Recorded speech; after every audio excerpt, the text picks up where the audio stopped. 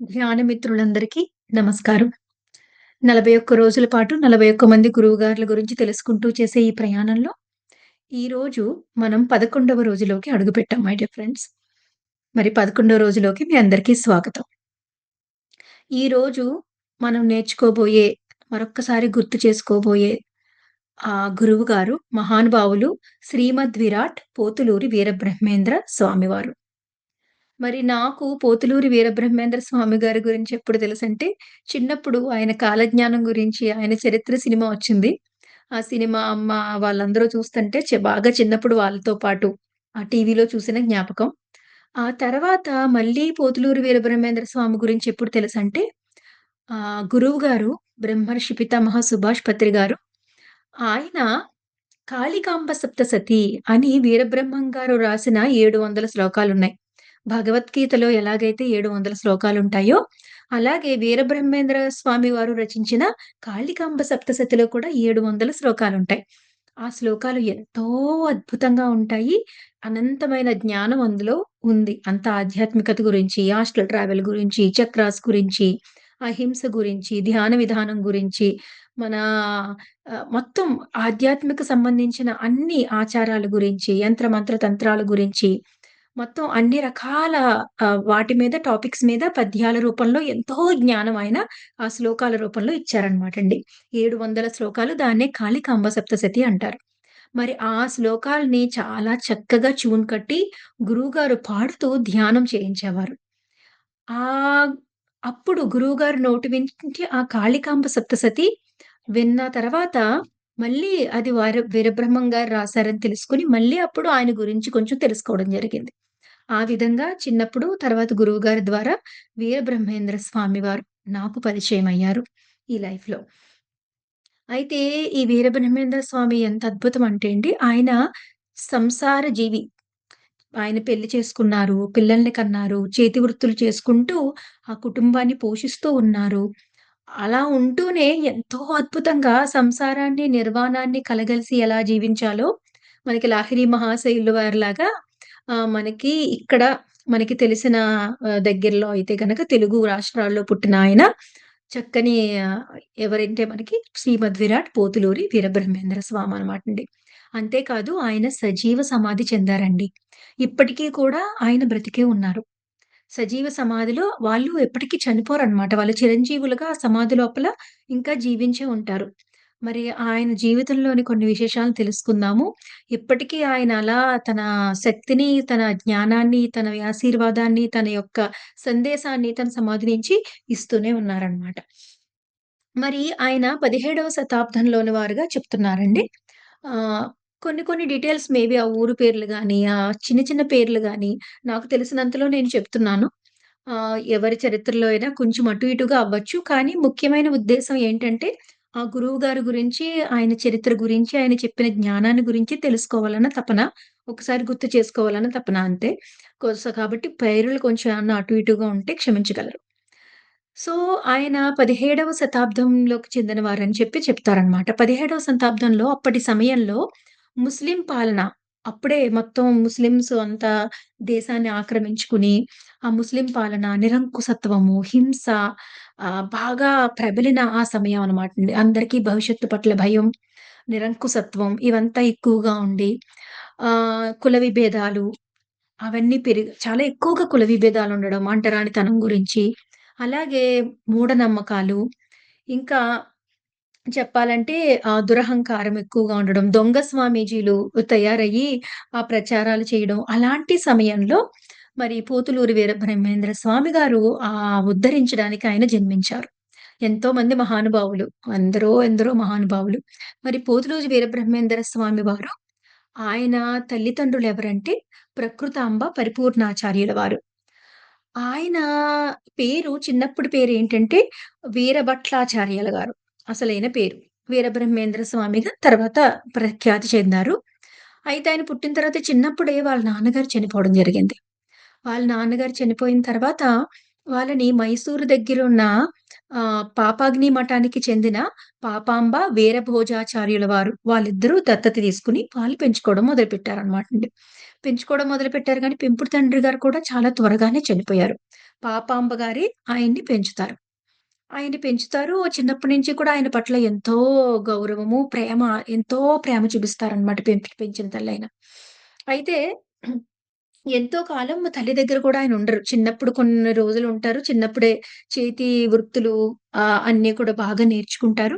నేర్చుకున్న తర్వాత తల్లిని ఒప్పించి, ఆ పాపమ్మ గారిని ఒప్పించి ఆహ్, ఆయన అక్కడి నుంచి బయలుదేరిపోయి ఇల్లు వదిలిపెట్టేసి అడవులకెళ్ళిపోతారనమాటండి.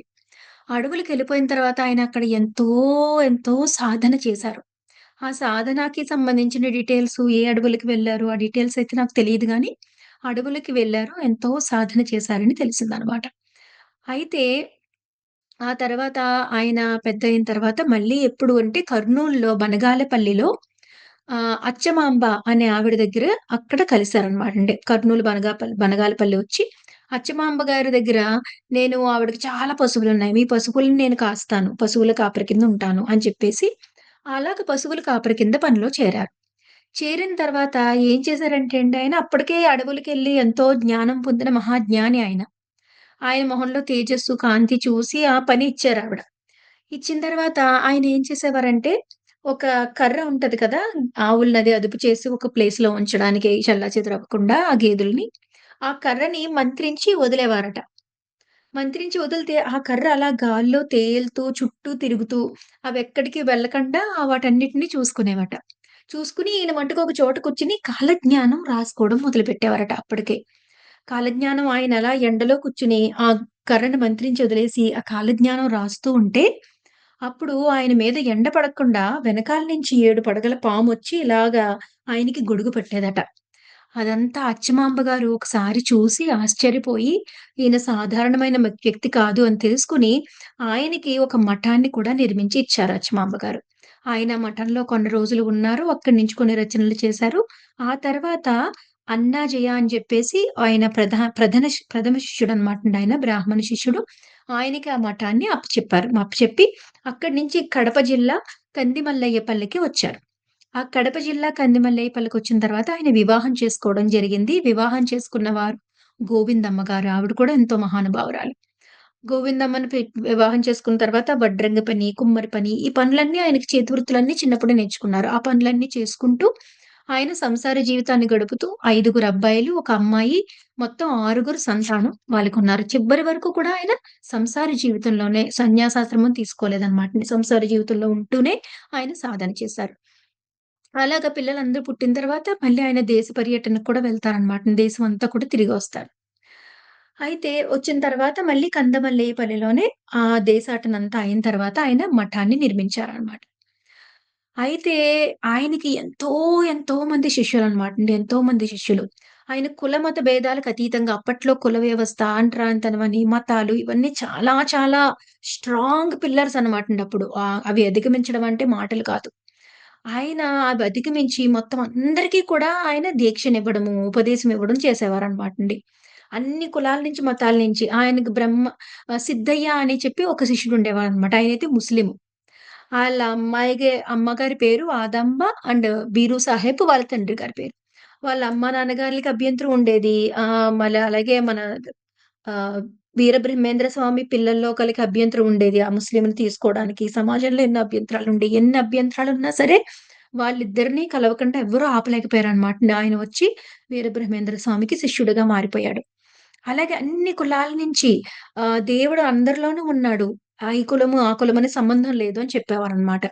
బ్రాహ్మణుల నుంచి అన్నాజయ్య గారు, అన్ని కులాల నుంచి విశ్వ బ్రాహ్మణుల నుంచి చాగలమర్రి చిన్నాచార్యుల వారు, వైష్ణవుల నుంచి రెడ్డిప్ప స్వామి వారు, అలాగే క్షత్రియుల నుంచి ఆనంద భైరవ యోగి జగ్గరాజు గారు, శూద్రుల నుంచి గరిమిరెడ్డి అచ్చయ్య వెంకటరెడ్డి గారు, అలాగే పంచములు ఇంకా అదమ శూద్రులెవరైతే ఉంటారో వాళ్ళ దగ్గర నుంచి కక్కయ్య, మత్తి అనేవాళ్ళు.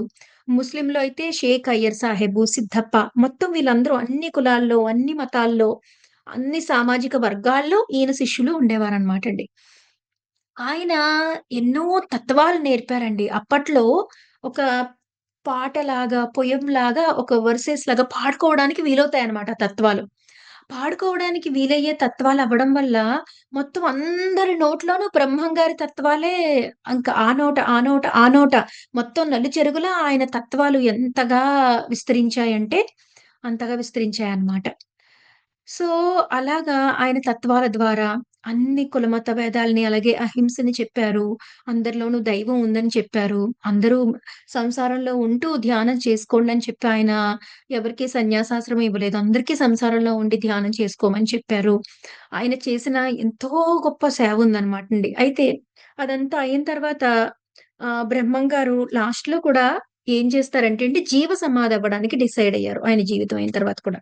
ఇక్కడ జీవ సమాధి అంటే సజీవంగా ఉండగానే ఒక గొయ్యిలాగా తవ్వుతారనమాట అండి లోపలికి. 8 అడుగులు, 6 అడుగుల నుంచి 8 అడుగులు గోతిని తవ్వి లోపల నుంచి మొత్తం గదిలాగా ఇటుకలు పేర్చేసి, ఆ లోపలకి వెళ్ళడానికి మెట్లులాగా దిగడానికి కడతారు. కట్టిన తర్వాత అక్కడ దీపం పెట్టుకోవడానికి, అక్కడ జింక చర్మాన్ని పరిచి అక్కడ కూర్చోవడానికి ప్లేసు ఉంటుంది. అంతే. అక్కడికెళ్ళిపోయి ఆయన ధ్యాన ముద్రలో మునిగిపోయి ఉంటారు. మునిగిపోయి ఉంటే పైనుంచి వచ్చి ఇంకా ఒక రాతిని మూసేసి, ఆ రాతిని కూడా సీల్ చేసేస్తారనమాట.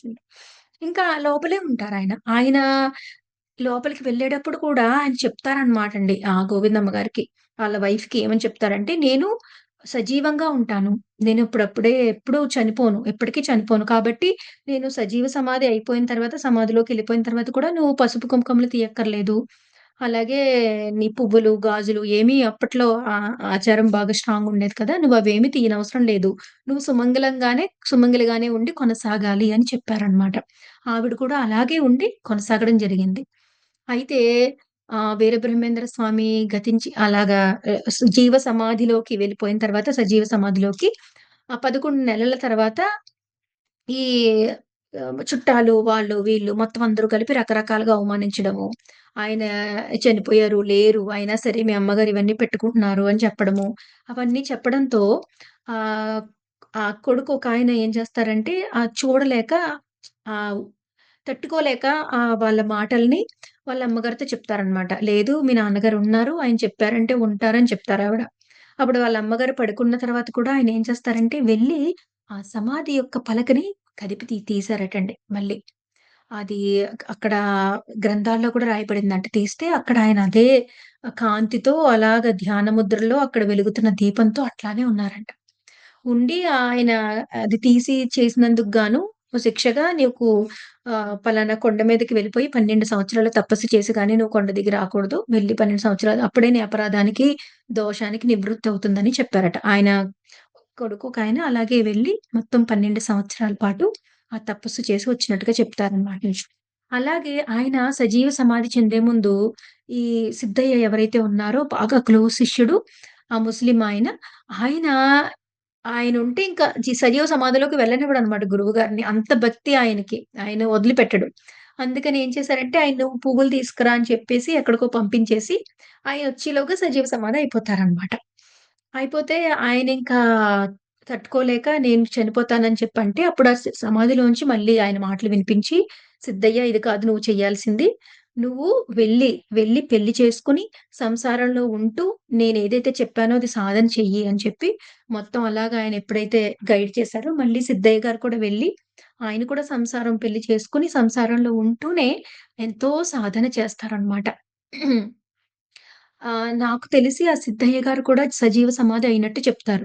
ఆయన చనిపోయే ముందు కూడా నాకు నా ఆధ్యాత్మిక సంపదకి వారసుడు ఎవరంటే ఆయనకి ఎంతోమంది పుత్రులు అది ఉన్నప్పటికీ సిద్ధయ్య నా ఆధ్యాత్మిక వారసుడు అని చెప్పేసి ఆయన్ని ప్రకటిస్తారనమాట ఆయన. ఎంతోమంది తన కుటుంబంలోనే ఉన్నారు. అయితే ఒకానొక గురువు గారికి కుటుంబం మాత్రమే కుటుంబం కాదు. కుటుంబ సభ్యులు మెడిటేషన్‌లో ఉన్నప్పటికీ, ఎన్ని చేసినప్పటికీ కూడా ఆయన నిజమైన శిష్యులు ఎవరైతే ఉంటారో, వాళ్ళే వాళ్ళ ఆధ్యాత్మిక సంపదకి నిజమైన వారసులు. కుటుంబమే కానవసరం లేదు అని చెప్పడానికి ఇదొక అద్భుతమైన ఉదాహరణ మై డియర్ ఫ్రెండ్స్. అలాగే ఆయన చరిత్రను కూడా ఎంతో మంది రాసారండి. కొంతమందైతే సవివరంగా అద్భుతంగా రాసినట్టుగా తెలిసింది. అందులో ఒకళ్ళు కొండూరి రాఘవాచార్యుల వారు రాసిన చరిత్ర అది చాలా బావుంటుంది. సో, బ్రహ్మం గారి తత్వాలు, ఆ తత్వాల్లో ఎన్నో విషయాలు చెప్పారనమాటండి ఆయన. స్త్రీ, పురుషులు మంచి స్నేహితులుగా ఉండొచ్చని, ఆ తత్వాల్లో ఒకానొక తత్వంలో అప్పట్లో స్కానింగ్ ఇవేమీ లేవు. గర్భంలో శిశువు పుట్టిన ఆ గర్భంలో ఆ పిండం ఏర్పడినప్పుడు ఎలా ఉంటుంది? ఎన్ని రోజులకి కుంకుడు గింజంత ఆ సైజ్ ఎలా అవుతుంది? ఎన్ని రోజులకి నిమ్మకాయ ఎంత అవుతుంది? ఎప్పుడు మొహం ఏర్పడుతుంది? ఎప్పుడు వెన్నుపూస ఏర్పడుతుంది? ఎప్పుడు కాళ్ళు, చేతులొస్తాయి? కళ్ళు, ముక్కు ఎప్పుడు ఏర్పడతాయి? మొత్తం ఆ గత జన్మలు ఎప్పటి వరకు గుర్తుంటాయి? మొత్తం అవన్నీ కూడా ఆయన తత్వంలో ఒక పాట రూపంలో చెప్పారనమాటండి. అది ఉంది. మీరెవరైనా వినాలంటే గనక you just go to the internet and వినండి. ఆ పిండోత్పత్తి గురించి ఆయన చెప్పిన తత్వం అని ఎంత అద్భుతంగా ఉందో. ఆయన చెప్పారు 9 నెలలు పూర్తయ్యే వరకు కూడా గతమంతా గుర్తుంటదట. ఎప్పుడైతే పుట్టిన వెంటనే ఆ బొడ్డు తాడుని కట్ చేస్తారో, చల్ల నీళ్లు పోస్తారో, వాళ్ళకి నీళ్లు పోసి ఆ బొడ్డు తాడుని కట్ చేస్తారో, అప్పుడు మొత్తం ఆ పాస్ట్ ఏదైతే అప్పటి వరకు జ్ఞాపకానికి ఉందో గత జన్మలు, గత జన్మల సారమంతా అదంతా అప్పుడు ఎరేజ్ అయిపోతుందటండి. ఆ బొడ్డు తాడు కట్ అయినప్పుడు, అది చేయనప్పుడు. అప్పటి వరకు కూడా వాళ్ళకి ఆ పాస్ట్ మెమరీ అంతా ఉంటుంది. లాస్ట్‌లో ఇంక బయటకొచ్చే ముందు కూడా వాళ్ళ థాట్ ఎలా ఉంటదంటే, తను గత జన్మలన్నీ ఉండి, ఆ జన్మల్లో నేనేమేం చేయలేకపోయానే అవన్నీ కూడా అవి మళ్ళీ జ్ఞాపకానికి ఉంచుకొని పుడతారటండి వాళ్ళు. సో, అవన్నీ మనకిప్పుడు తెలిసినవి ఇప్పుడు సైన్స్ ద్వారా మనకి తెలిసినయి, ఇప్పుడు సైన్స్ ద్వారా కూడా మనకి తెలియనివి. ఇప్పటికి కూడా అడ్వాన్స్‌డ్ అనమాట. ఆ విషయాలన్నీ కూడా ఆయన పిండోత్పత్తి గురించి చెప్పిన తత్వాల్లో ఉన్నాయి. అలాగే శాకాహారమే తీసుకోవాలని, మాంసాహారం తీసుకోకూడదని, ఆయన కాలజ్ఞానం దగ్గరికొస్తేనండి, 17వ శతాబ్దం నుంచండి, 1700వ శతాబ్దం నుంచి ఇప్పుడు జరిగేవి, ఇప్పుడు కంటే అడ్వాన్స్‌గా జరిగేవి, ఫ్యూచర్‌లో జరిగేవేమున్నాయో అవన్నీ కూడా ఆయన అప్పట్లోనే చెప్పారండి. నేల నుంచి దీపాలు వెలుగుతాయని, అంటే కరెంటొస్తుందని, వాటర్‌ని అమ్ముతారని. అప్పట్లో వాటర్ అమ్మడం అంటే అసలు పెద్ద వింతనమాట. ఇప్పుడు మనకున్న పరిస్థితుల్లో మనం ఆక్సిజన్ అమ్మడం అంటే, ఆక్సిజన్‌ని కొనుక్కొని పెట్టుకోవాలి. మనం మామూలుగా బ్రీత్ చేయలేమంటే మనకిప్పుడు ఎంత వింతో, అప్పట్లో మంచినీళ్ళకి అమ్మడం అంటే అంత వింతనమాట. ఆ మంచినీళ్ళు అమ్ముతారని, అలాగే అసలైన రాజులందరూ పోతారు. పగటి దొంగలందరూ రాజులవుతారు. అంటే ఇప్పుడు మన రాజకీయ నాయకుల గురించి. అలాగే డబ్బే మొత్తం పాపభీతనేది మొత్తం ఏమీ ఉండకుండా తయారవుతారని, డబ్బు ధ్యాసే తప్ప శివ ధ్యాస లేకుండా జనాలు తయారవుతారని, అలాగే వింత వింత గొలిపే యంత్రాలొచ్చి పనులన్నీ చేసేను అని. అలాగే మనకి కరోనా వచ్చింది కదండీ! ఇప్పుడు last corona first, second waves వచ్చిన కరోనా వేవ్స్ గురించి కూడా ఈశాన్య దిక్కు నుంచి విషగాలి వచ్చెను. లక్షలాది మంది చచ్చారయ్యా. కోరంకి అనే జబ్బు అంటే కరోనా. కోరంకి అనే జబ్బు కోటి మందికి తగిలి కోడిలాగా తూగి పోయారయ్యా అని చెప్పేసి ఆ ఫ్రేజ్‌లో ఉందనమాట. అంటే ఈశాన్య దిక్కు నుంచి అంటే చైనా నుంచి స్టార్ట్ అయిందని. సో, అంటే ఆ కరోనా గురించి కూడా కోరంకి అని చెప్పి, విషగాలి అని చెప్పి అవన్నీ ఉన్నాయన్నమాటండి. అంటే ఆయన ఎంత గొప్ప ద్రష్టో చూడండి. ఎంత గ్రేట్ మాస్టరు. ఆయన ఫ్యూచర్ ట్రావెల్ చేశారనమాట. పాస్ట్ ట్రావెల్ కాదు. ఫ్యూచర్ ట్రావెల్, టైమ్ ట్రావెల్ చేసి ఆయన ధ్యాన స్థితుల్లో ఎంతో ముందుకు వెళ్లి మొత్తం అవన్నీ చూసి చెప్పారు. ఆయన తర్వాత జన్మలో ఎక్కడ పుడతారు? ఏ ఊర్లో పుడతారు? ఏ పేరుంటది ఆయనకి తర్వాత మళ్ళీ ఆ జీవ సమాధిలోంచే మళ్ళీ ఇంకో జన్మ తీసుకుంటానని. అప్పుడు తన పేరేంటనేది అవన్నీ కూడా ఆయన డిక్లేర్ చేశారనమాటండి ముందే. అయితే ఈ కాలజ్ఞానంలో ఎంతో వింతలు విశేషాలు మొత్తం అందరూ ఆశ్చర్యపోయి కళ్ళు నోరొదిలేసి వింటూ ఉండేవారట ఆయన కాలజ్ఞాన తత్వాలు. అవి అలా కోకొల్లలుగా విస్తరించేవన్నమాటండి. అలాగే ఆయన చెప్పిన కాళికాంబ సప్తసతి నాకు చాలా ఇష్టమైన శ్లోకాలనమాట. గురువుగారు గురువుగారు పాడుతుంటే ఎంతో బావుండేది. ఆయన పాడినప్పుడల్లా మేము చకచకా రాసుకొని, ఆ పుస్తకం కొనుక్కొని పాడుకునేవాళ్ళం. కాళికాంబ సప్తసతిలోని ముఖ్యమైన ఒక 4 పద్యాలు చాలా ఉన్నాయి. ఒక 4 పద్యాలు ఈ సెషన్‌లో నేను చెప్తాను. అందులో మొదటిది. ఉత్తమోత్తమములు ఉచ్ఛ్వాస నిశ్వాస పంక్తుల రసితాను బ్రహ్మమగుట ముసుగులోన శివుడు పొసిగియున్నాడయా కాళికాంబ హంస కాళికాంబ ఉత్తమోత్తములు. ఉత్తములని ఎవరినంటారు? అందరికంటే ఆదర్శవంతమైన పనులు చేసే వాళ్ళని. అలాంటి ఉత్తముల్లోకెల్లా ఉత్తమమైనది ఏంటంటే, ఉచ్ఛ్వాస నిశ్వాస శ్వాసధారని పంక్తులరసి గమనించి తాను బ్రహ్మమొకట శ్వాస మీద ధ్యాస పెట్టి మనమే ఆ పరబ్రహ్మమని తెలుసుకొని ఆ స్థితిలోకి వెళ్ళడమే ఉత్తమంలోకల్లా ఉత్తమమైన పని అంటున్నారు. ఉత్తమోత్తమములు ఉచ్ఛ్వాస నిశ్వాస పంక్తులరసి తాను బ్రహ్మమగుట. ముసుగులోన శివుడు పొసుగియున్నాడయ్యా. ముసుగు అజ్ఞానము అనే ముసుగు, మరపు అనే ముసుగు. ఆ మరపు అనే ముసుగులో మన లోపలే శివుడు ఉన్నాడు అని చెప్తున్నారు. శ్రీమద్ విరాట్ పూతిలేరు వీరబ్రహ్మేంద్ర స్వామి వారు. అలాగే ఇంకొకటేంటంటే అహింస గురించి. హ్మ్. జీవులను వధించి జీవికి వేసిన జీవదోషములను చిక్కువడును. జీవహింస చేత చిక్కునా మోక్షంబు కాళికాంబ హంస కాళికాంబ.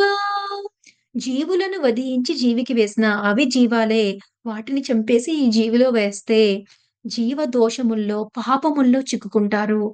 ఎప్పుడైతే ఆ పాపములో చిక్కుకుంటామో అప్పుడు మోక్షం అనేది ఎప్పటికీ రాదు. కాబట్టి హింస చేయవద్దు అని చెప్పారు.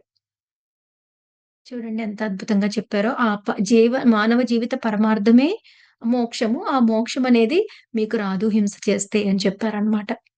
మరి హ్మ్. ఆయన పద్యాల్లో 700 శ్లోకాలకి కూడా చివర లైన్ ఏమొస్తుందంటే, కాళికాంబ హంస కాళికాంబ అనొస్తుంది. మరి దాని అర్థం కూడా చెప్తున్నారు. కాళికాంబయనుట లీలా వినోదంబు కాదు కాదు హంస కాళికాంబే. హంస కాళికాంబాత్మ కాళిక సుమా. కాళికాంబ హంస కాళికాంబ. కాళికాంబయనుట లీలా వినోదం కాదు. ఏదో బావుంది కదా అని పెట్టింది కాదు. హంస కాళికాంబ ఆత్మ కాళిక సుమ. అక్కడ కాళిక అంటే ఆత్మ. మీ ఆత్మని ఆయన కాళిక అన్నారు. ఆత్మ కాళిక సుమ. హంస అంటే కాళికాంబ. హంస అంటే ఏంటంటే మన శ్వాస. కాళిక అంటే ఆత్మ. కాళికాంబ అంటే ఆత్మ యొక్క శక్తి. కాళికాంబ, హంస కాళికాంబ అంటే శ్వాస ఆత్మ యొక్క శక్తి, ఆత్మ యొక్క శక్తే నీ శ్వాస అని చెప్పి, ఆ శ్వాస యొక్క ప్రాముఖ్యతని 700 శ్లోకాలకి చివరగా చెప్తున్నారు. అలాగే ఇంకొక లాస్ట్ శ్లోకం చెప్తాను. ఎన్నో ఉన్నాయి వినండి తప్పకుండా. మాటకేమి ఫలము మనసు నిల్ప ఫలము మనసు నిల్ప తేట మాట దొరకు తేట మాటలందు దేవతామూర్తియౌ కాళికాంబ హంస కాళికాంబ. మాటకేమి ఫలము? ఊరికే మాట్లాడడం వల్ల ఫలితమేముంది? మనసు నిలిపితే ఎంతో ఫలితమొస్తుంది. ఆలోచన లేని స్థితికి వెళ్తే ఎంతో ఫలితమొస్తుంది. ఆ ఫలితాల్లో ఒకానొక ఫలితం ఏంటంటే, తేట మాట, సరియైన సత్యంతో కూడిన మాట దొరుకుతుంది ధ్యానం చేస్తే. తేట మాట దొరికితే ఏమవుతుంది? ఆ తేట మాటలు ఎవరైతే మాట్లాడతారో వాళ్ళే దేవతామూర్తులు. మన speech is the index of soul అని చెప్తారు పత్రి సార్. అది కాబట్టి ఆ సరియైన మాటలు మాట్లాడి దేవతామూర్తులుగా అవ్వాలంటే ముందు మాటలు కట్టిపెట్టి మనసు నిలపాలి అని చెప్పారు శ్రీమద్ పోతులూరి వీరబ్రహ్మేంద్ర స్వామి. మరి ఈ శ్లోకాలు మీకు కాళికాంబ సప్తశతి పై పత్రిజీ అని మీరు టైప్ చేస్తే గనక యూట్యూబ్‌లో అంతా వస్తాయి. పత్రి సార్ స్వయంగా పాడిన ఈ శ్లోకాలు ఎంతో అద్భుతంగా, ఎంతో జ్ఞానంతో నిండిన 700 శ్లోకాలు ఉన్నాయి. మన ఓపిక కనీసం ఒక 20, 30 శ్లోకాలన్నా మనం నేర్చుకోవచ్చు. చాలా బావుంటాయి. అద్భుతంగా ఉంటాయి. మరది శ్రీమద్ విరాట్ పోతులూరి వీరబ్రహ్మేంద్ర స్వామి గురించి ఆయన అందించిన అనంతమైన కాలజ్ఞానము, కాళికాంబ సప్తసతి, ఆయన చేసిన సేవలు, ఆయన ఏకీకృతం చేసిన అనేక సంఘంలో భిన్నంగా ఉన్న శక్తులు, మరి దాంతో పాటు ఇప్పటికీ సజీవంగా సమాధిలో ఉన్న ఆయన ఉనికి, ద్వారా ఆయన చేస్తున్న అనంతమైన సేవ మనం కనెక్ట్ అవ్వగలుగుతాం. అది శ్రీమద్ విరాట్ పోతులూరి వీరబ్రహ్మేంద్ర స్వామి వారి గురించి, మరి మరొక గురువు గారి గురించి రేపటి రోజు చెప్పుకుంటూ మళ్ళీ కలుసుకుందాం. Thank you. జయ హో